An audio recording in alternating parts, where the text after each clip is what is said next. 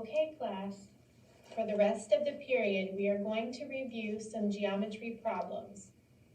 What we're going to do is review some formulas that we've studied already, and we'll use them to solve some actual problems. Please follow along and take notes on the figures and formulas. Is everyone ready? Let's remember that we're all learning together and that you can help your neighbor as we solve these problems.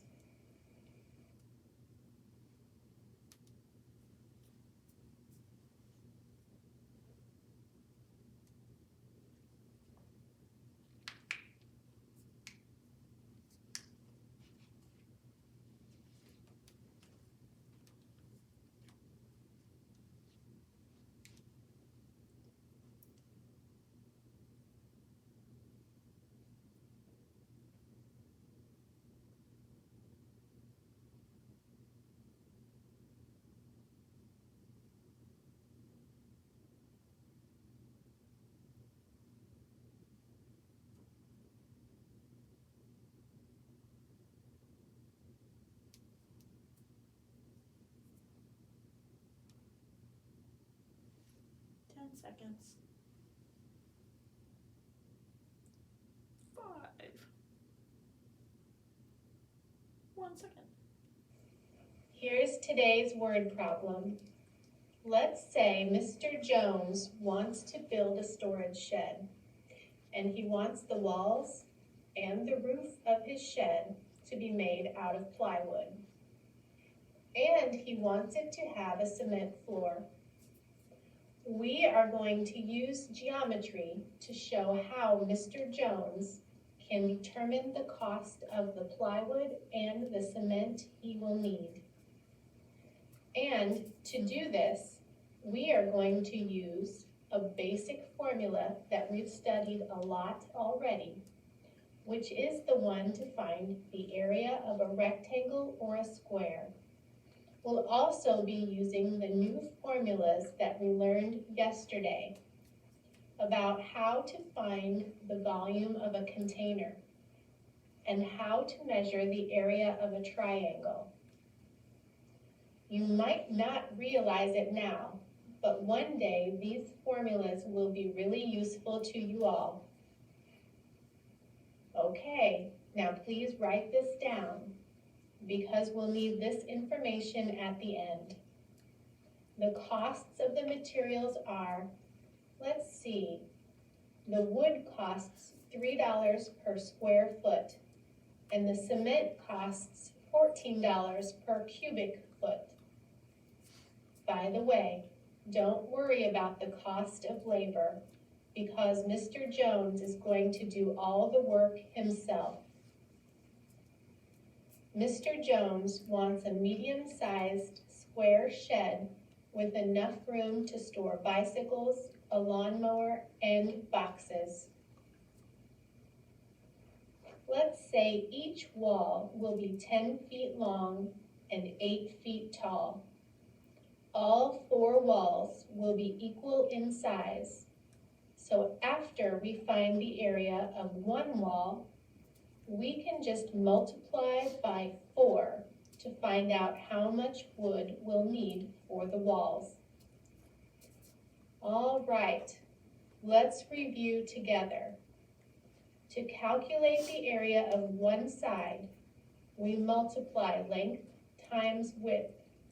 So we get how many square feet? That's right. 10 times 8 equals 80 square feet. But, like I said before, we now need to multiply this number to get the total amount of wood that we'll need. And you're right, the answer is 320 square feet.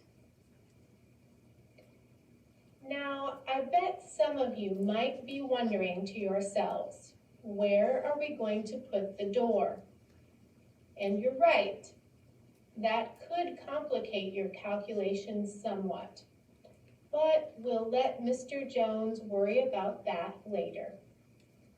Eventually, Mr. Jones will have to cut an opening where he can install the door. Now, what do we need to do next? That's right, you got it. We need to figure out the area of the floor so we know exactly how much cement to buy. Who can tell me how to do this one? This one's super easy, isn't it? We know each side is 10 feet, so the area of the floor is 100 square feet. Finding the area is the first step to calculate the cost for the cement.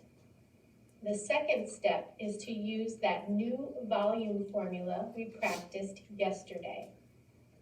Now, how do we calculate volume?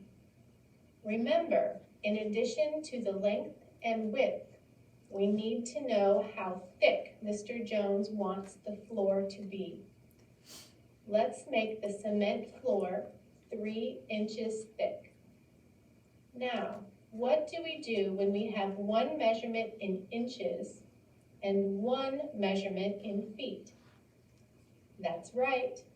We have to convert in order to end up with consistent units of measurement.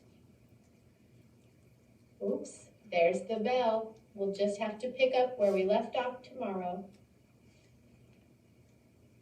And we don't want to forget the ceiling of the shed, so tomorrow we'll also find out how much the roof will cost, which will be fun because we'll use our new triangle formula. Then we'll have a pretty good idea of how much Mr. Jones will have to pay for all the materials. Before we leave, class, I have an announcement. Quiet down, please. This applies to a couple of you. The student council will meet as scheduled on Wednesday, but the room has changed. So check the bulletin board for new information. I guess they are remodeling or something on the second floor. See you tomorrow.